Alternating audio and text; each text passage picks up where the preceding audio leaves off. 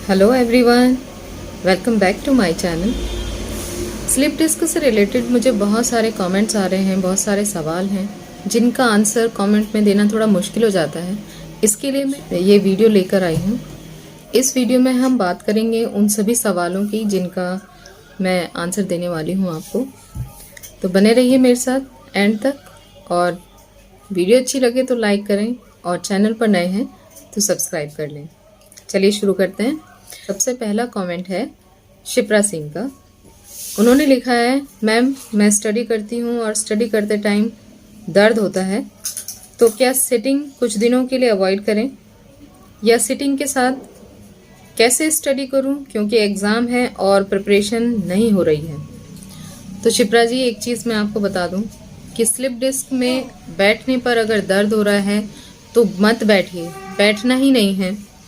आपको मैं बता देती हूँ क्यों। ये मेरा एक्सपीरियंस रहा है कि स्टार्टिंग में मुझे कमर दर्द था और मैंने फिर भी कोशिश की बैठने की, तो जिससे मैं बैठती थी ना तो मुझे दर्द होता था, और ये चीज़ धीरे धीरे बढ़ते बढ़ते टेल बोन के पेन में तब्दील हो गई और बैठना बिल्कुल नामुमकिन हो गया।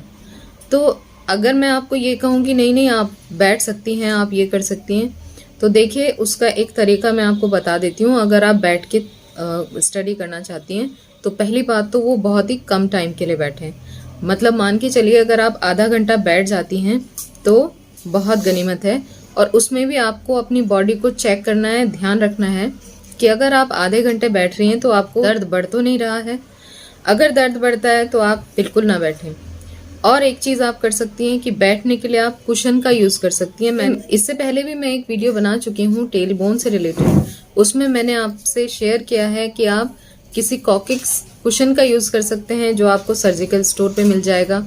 साथ ही आप सबसे बेहतर तरीका यह है कि आप एक्टिवा की ट्यूब ले लें, उसे थोड़ी सी हवा भरें और उसमें बैठ जाएं। अपने बैठने का पोस्चर आपको बिल्कुल करेक्ट कर लेना है। 90 डिग्री का एंगल बनाते हुए जब ऐसे करके बैठते हैं ना चेयर पे, वो वाले एंगल से आपको बैठना है। आगे झुक के बिल्कुल रीडिंग नहीं करनी है। बैठने के वक्त आप अपने पैरों को सहारा देने के लिए कोई स्टूल का यूज कर सकती हैं।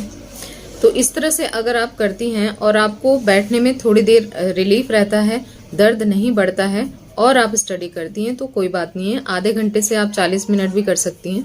उसके बाद आप उठकर लेट जाएं, थोड़ा आराम कर लें, आप लेट कर पढ़ लें, या फिर आप जो पेट के बल लेट जाते हैं वैसे करके पढ़ लें अगर आपको पढ़ना ही है। अदरवाइज मैं आपसे ये कहूँगी कि अगर आपको स्लिप डिस्क है और आपका दर्द बढ़ रहा है तो आप बैठने वाली पोजीशन ना अपनाएं, आप आराम करें जितना कर सकते हैं। अगर आप ठीक हो जाते हैं तो स्टडी भी जारी रख सकते हैं, वरना आप लोग कमेंट सेक्शन में जाकर देख लेंगे, लोगों को बहुत बहुत दिनों तक ये प्रॉब्लम है, बहुत लंबे टाइम से भी किसी किसी को प्रॉब्लम है। तो वो इसीलिए है क्योंकि वो ठीक नहीं हो पाए हैं। सबसे पहले आप अपने आप को ठीक कर लें, अपने ऊपर ध्यान दें। अपनी बॉडी से बेहतरीन साथी दोस्त कोई नहीं है। अगर आप अपनी बॉडी को अगर आप ठीक नहीं करते हो तो कोई आपकी हेल्प करने नहीं आएगा। दूसरा कमेंट वो भी ऐसा ही है कुछ, सुरैया आदिल का है, कश्मीर से। उन्होंने लिखा है, मैम क्या इसमें बेड रेस्ट जरूरी है? मुझे बहुत दर्द होता है, अगस्त में मेरी शादी है। सुरैया जी, शादी तो आपकी है और आपको करनी भी है, पर मैं ये कहूँगी कि इसमें डॉक्टर तो बेड रेस्ट बताते हैं, पर वो कितने दिन का हो सकता है, उससे कब तक आपको रिलीफ मिलेगा, इस बारे में मैं आपको नहीं बता सकती। हाँ, आप आराम करती रहें, बीच बीच में काम भी कर सकती हैं। ये मैंने भी किया है तो मैं इस बारे में आपको कह सकती हूँ। मेडिसिन आप जो ले रही हैं, अगर आप वो उनसे आराम है तो वो लें और साथ में परहेज़ रखें। आपको पता है कि फ़िज़िकल परहेज़ इसमें बहुत ज़्यादा आपकी हेल्प करता है, लेकिन अगर आपको एलोपैथी मेडिसिन से रिलीफ नहीं है तो आप यूनानी मेडिसिन ट्राई कर सकती हैं, और परहेज करें उनके साथ, फिज़िकल भी और खाने के परहेज भी, और आपको यकीनन इससे फ़ायदा होगा। आई होप आपको समझ आया होगा। नेक्स्ट क्वेश्चन आसिया बानो का है। इन्होंने लिखा है, इन्हें 2 सालों से कमर दर्द है, जगह जगह दिखा चुके हैं बट फ़ायदा नहीं है, और मुझे बेबी प्लान करना है। तो देखिए, प्लान तो हमारे बहुत कुछ होते हैं और हर प्लान के पीछे मेहनत भी होती है, वक्त लगता है। और ऐसी कंडीशन में आप अगर बेबी प्लान करती हैं तो आपकी भी सिचुएशन वही होगी कि आपके लिए काम बढ़ेगा। पहली बात तो आप उस पीरियड से गुजरेंगे, जो 9 महीने का पीरियड है उसमें आप इतने दर्द में रहेंगे, तो आप कोई मेडिसिन भी नहीं ले सकते हैं। अगर आपको मेडिसिन से आपको या आपके बच्चे को कोई नुकसान हो जाए तो आप क्या करेंगे। और दूसरी बात यह है कि आप उसके बाद क्या करेंगे, उसके बाद भी आप ही को काम करना है। तो अगर आप अभी नहीं कर पा रहे हैं तो फिर आप क्या करेंगे।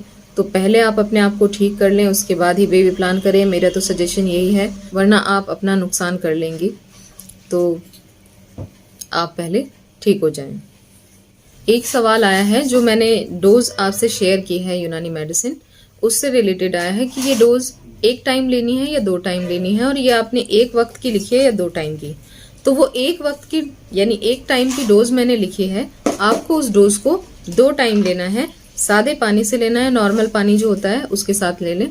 अगर किसी को जरा सी भी जलन महसूस होती है, जैसे हो जाती है किसी किसी को जलन लगती है, तो आप उसे ठंडे दूध के साथ ले सकते हैं, वरना आप नॉर्मल पानी से ले लें।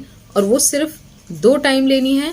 एक ही टाइम की डोज मैंने दे रखी है, सेम वही डोज आपको शाम को भी लेनी है, सुबह शाम, ठीक है। एक मुझे कमेंट आया है गुलाब कंवर का, उन्होंने लिखा है, मैम मेरी प्रॉब्लम आपकी जैसी है और थैंक यू सो मच हमारे लिए वीडियो बनाने के लिए।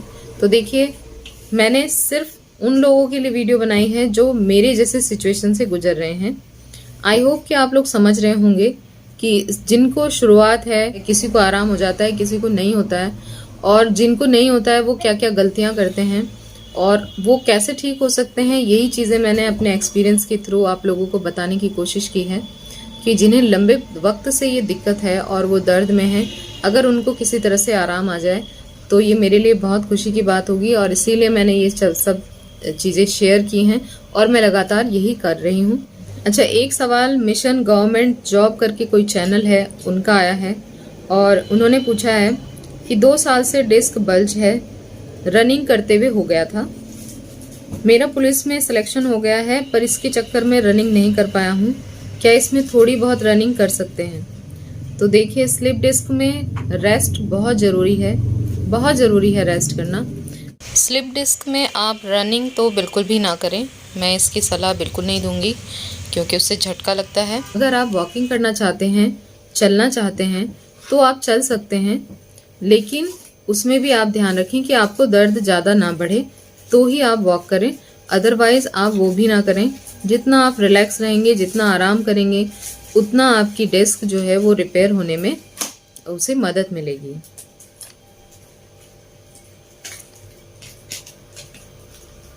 और लास्ट में मैं सवाल लूँगी, वो अंजू लाइव व्लॉग का है। उन्होंने कहा है कि मैम दवाई खाने के कितने दिनों में आराम मिल जाएगा। तो देखिए, ये यूनानी मेडिसिन अगर आप ये सोच के लेते हैं कि आप आज खाएं और आज के आज ही आपको आराम आ जाए, तो देखिए ये टाइम लेती हैं, ये वक्त लेती हैं, एकदम से आपको रिलीफ नहीं लगेगा। लेकिन हाँ, ये है कि आपको थोड़ा सा आराम मिल जाएगा दर्द में। उस आराम को आप धीरे धीरे बढ़ते हुए देखेंगे और आपको खुद ही फील होने लगेगा कि आपको 1 महीने पहले आपकी कंडीशन क्या थी और अब आपकी कंडीशन क्या है। मेरी एक सब्सक्राइबर हैं, उनसे मैंने बात की है, तो वो कह रही हैं कि उन्होंने रमज़ान में वो दवाई लेना शुरू किया था। तो जब रमज़ान से वो दवाई ले रही थी और रमज़ान का 1 महीना गुजर गया और अब उनकी कंडीशन उस वक्त से बहुत बेहतर है। तो जब आपको ये चीज़ पता चलती है कि आपको 1 महीने में काफ़ी रिलीफ है, आप उस सिचुएशन से काफ़ी अलग फील कर रहे हैं, तो यकीनन आपकी बॉडी रिपेयरिंग की तरफ है और आप उस चीज़ से फ़ायदा आपको हो रहा है इन दवाइयों से। तो आप लेते रहें। आपको एकदम से रिलीफ भले ही नहीं दिखे, लेकिन आप ठीक हो जाएंगे, जैसे मैं हो गई हूँ। और मैंने ये चीज़ें पूरी डिटेल में बताई हैं। मैंने कुछ नहीं बताया आपको कि आप 1 दिन में ठीक हो जाएंगे, 5 मिनट में ठीक हो जाएंगे, ऐसा नहीं है। आपको टाइम लगेगा। मुझे भी 1 साल लगा था, जबकि मैं 3 साढ़े 3 साल हो गए थे मुझे दर्द से गुजरते हुए, और मेरी कंडीशन भी बहुत ख़राब हो गई थी। मैं उठ भी नहीं सकती थी, बैठना तो बिल्कुल था ही नहीं, खड़े नहीं हो सकती थी, दर्द होता था चलते हुए, और सफ़र नहीं कर सकती थी, और बस लेटे हुए में भी मैं करवट भी नहीं ले सकती थी। तो मेरी कंडीशन इतनी ख़राब थी। उसके बाद जब मैंने ये मेडिसिन लेने शुरू किया, तो 1 साल में मुझे 60 to 70% आराम हो गया था। काफ़ी आराम होता है ये। और जब आप इस दर्द से बाहर आते हैं तो आप दुनिया के साथ चलने की कोशिश करते हैं, आप इंजॉय करने लगते हैं अपनी लाइफ की छोटी छोटी चीज़ों को भी, और तब आपका इस दर्द से भी ध्यान हट जाता है। फिलहाल मैं ये कहूँगी कि जो इस तकलीफ़ से गुजर रहे हैं वो इसके बारे में कम से कम सोचें, अपने दिमाग को किसी और चीज़ों में लगाएं जिससे आपको बेनिफिट मिले। इन दवाइयों को असर करने में भी आसानी होगी, और आप जितना सोचेंगे, जितना टेंशन लेंगे, जितना आप जागेंगे, परेशान होंगे, उतना ही आपकी बॉडी परेशान होगी। आपको रिपेयरिंग है, जो आपका जो दर्द है उसमें आपको एकदम रिलीफ नहीं मिलेगा, तब टाइम लगेगा। तो अपने दिमाग को थोड़ा डाइवर्ट करें, बार बार इस दर्द के बारे में ना सोचें और इसके बारे में बार बार बात भी ना करें। हाँ, आपको शेयर करना है, आपको तकलीफ़ किसी से शेयर करनी है तो उस बंदे के सामने शेयर करें जो आपका दर्द समझता है। ठीक है, तो आज के लिए इतना ही। आई होप आपको वीडियो अच्छी लगी है। अगर वीडियो अच्छी लगे तो लाइक कर दें, और चैनल पर नए हैं तो प्लीज़ सब्सक्राइब कर लें। अपने दोस्तों से शेयर करें अगर कोई इस सिचुएशन से गुजर रहा है तो। मिलते हैं नेक्स्ट वीडियो में।